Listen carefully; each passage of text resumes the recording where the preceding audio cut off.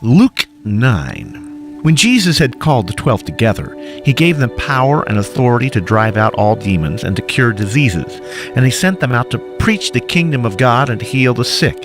He told them, "Take nothing for the journey, no staff, no bag, no bread, no money, no extra tunic. Whatever house you enter, stay there until you leave that town. If people do not welcome you, shake the dust off your feet when you leave their town as a testimony against them." So they set out and went from village to village, preaching the gospel and healing people everywhere. Now Herod the Tetrarch heard about all that was going on, and he was perplexed because some were saying that John had been raised from the dead, others that Elijah had appeared, and still others that one of the prophets of long ago had come back to life. But Herod said, "I beheaded John. Who then is this I hear such things about?" And he tried to see him. When the apostles returned, they reported to Jesus what they had done. Then he took them with him, and they withdrew by themselves to a town called Bethsaida. But the crowds learned of it and followed him. He welcomed them and spoke to them about the kingdom of God, and healed those who needed healing. Late in the afternoon, the 12 came to him and said, "Send the crowd away so they can go to the surrounding villages and countryside and find food and lodging, because we are in a remote place here." He replied, "You give them something to eat." They answered, "We have only 5 loaves of bread and 2 fish, unless we go and buy food for all this crowd." About 5,000 men were there. He said to his disciples, "Have them sit down in groups of about 50 each." The disciples did so, and everybody sat down. Taking the 5 loaves and 2 fish, and looking up to heaven, he gave thanks and broke them. Then he gave them to the disciples and set them before the people. They all ate and were satisfied. And the disciples picked up 12 basketfuls of broken pieces that were left over. Once when Jesus was praying in private, his disciples were with him, and he asked them, "Who do the crowd say that I am?" They replied, "Some say John the Baptist, others say Elijah, and still others one of the prophets of long ago has come back to life." "But what about you?" he asked. "Who do you say that I am?"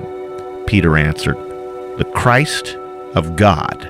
Jesus strictly warned them not to tell this to anyone, and he said, "The Son of Man must suffer many things and be rejected by the elders, chief priests, and teachers of the law, and he must be killed and on the 3rd day be raised to life."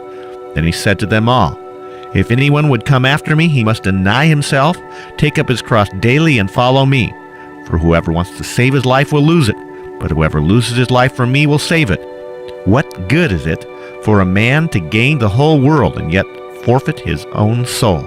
If anyone is ashamed of me and my words, the Son of Man will be ashamed of him when he comes in his glory, and in the glory of the Father and his holy angels. I tell you the truth, some who are standing here will not taste death before they see the kingdom of God."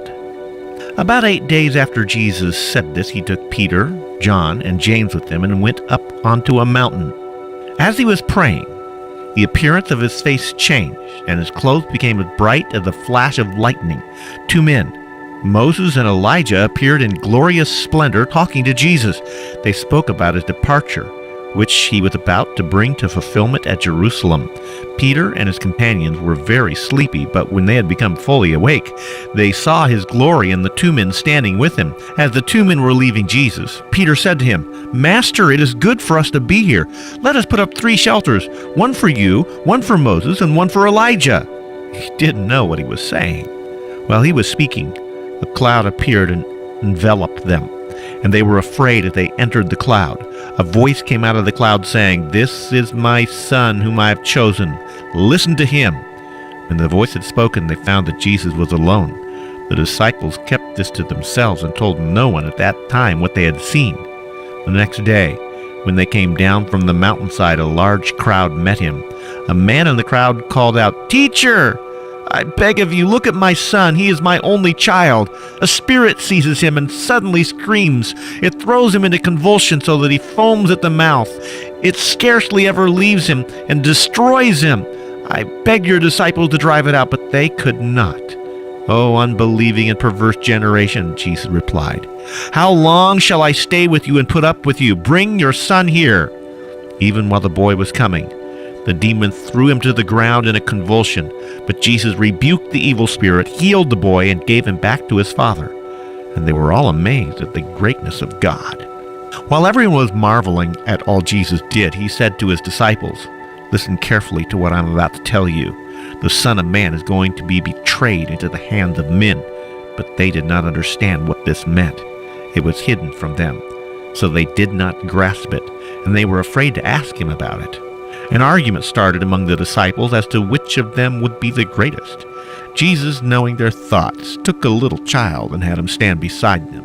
Then he said to them, "Whoever welcomes this little child in my name welcomes me, and whoever welcomes me welcomes the one who sent me. For he who is least among you, he is the greatest." "Master," said John, "we saw a man driving out demons in your name, and we tried to stop him because he is not one of us." "Do not stop him," Jesus said, "for whoever is not against you is for you." As the time approached for him to be taken up to heaven, Jesus resolutely set out for Jerusalem, and he sent messengers on ahead, who went into a Samaritan village to get things ready for him. But the people there did not welcome him because he was heading for Jerusalem.